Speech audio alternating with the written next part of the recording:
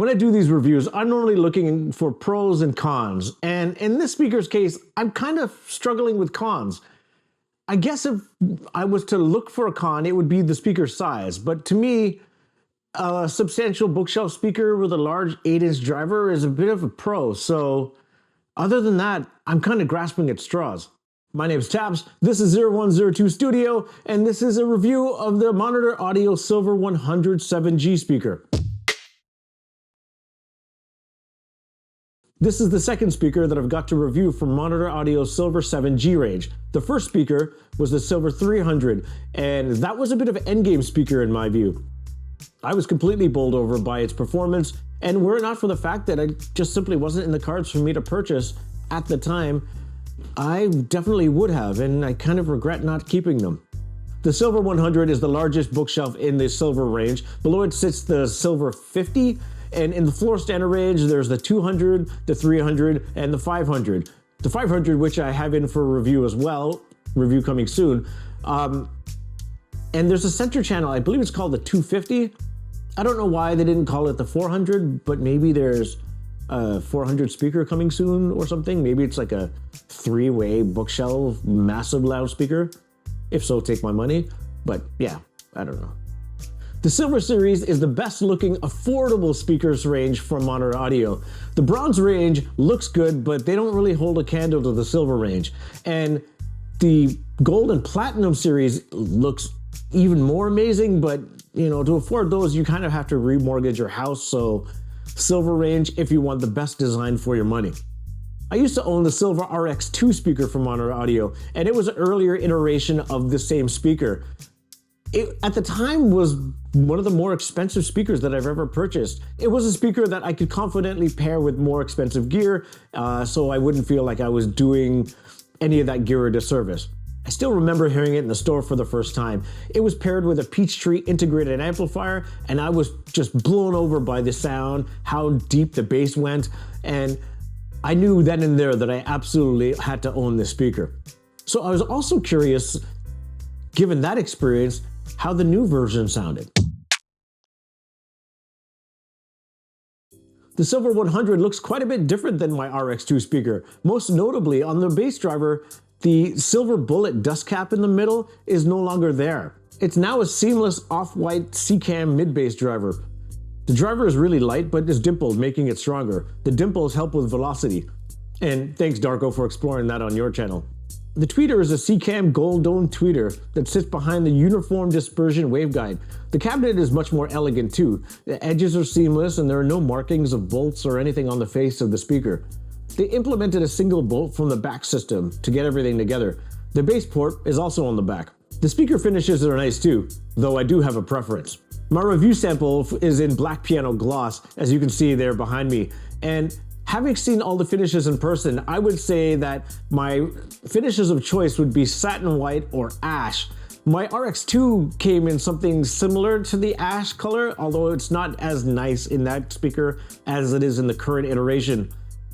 I just love the way the waveguide and the surround on the driver contrasts against the ash finish. It just looks exceptional. And that would be the one that I would buy should I ever purchase these speakers for myself, or the Silver 300s. Though I will say in the satin white, they do stand apart because the waveguide and the surround is in white and looks really, really cool. It makes the speaker look quite a bit smaller than it actually is. The only thing that isn't nice is the magnetic grille. Much in the same way for the Silver 300 review, it feels kind of like a throwaway. It's not exactly black. To be honest, given the fact that the tweeter is covered up by a waveguide, I just left the grills in the box. I was fortunate enough to have a few different amplifiers on hand for this review.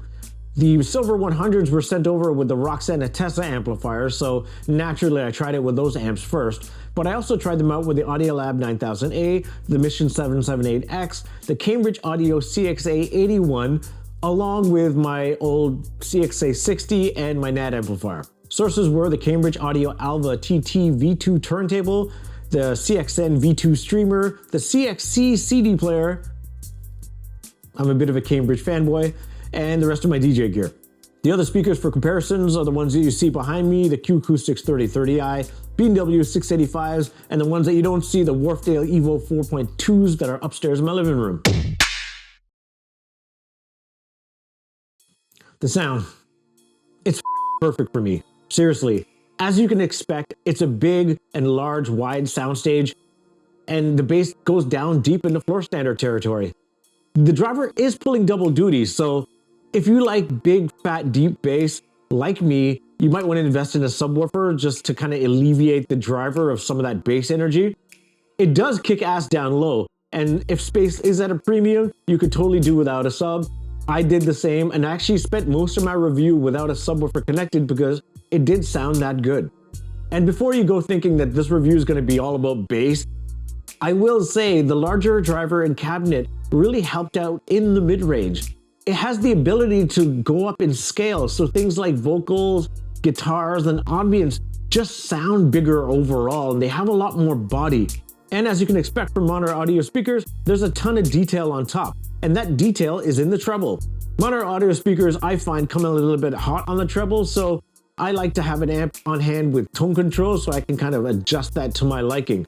Though I will say the Cambridge Audio CXA60, of all of the tone control free amplifiers, that one sounded the best and is more to my liking as far as overall character, I guess. And the Silver 100s really benefit from that added bump in power and scale up nicely with that amplifier. Whenever I get a new speaker in the house, I like to slam as much bass music at them as possible because that's kind of what I listen to on a day-to-day basis anyway.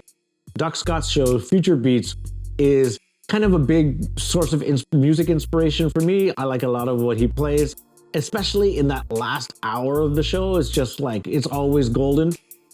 His latest show that, at the time of this recording, there's 2 tracks that really stood out for me, and I'm not going to remember the names of them. They are Digital Self from PA, and I can't even pronounce his name. Cooperbelt from Cutting Edge. The former track is just everything to me. It's like tight drums, heavy bass, really good sound, and I like to slam these through these speakers without a subwoofer connected. And again, it just sounds big, full. It's a great speaker to me.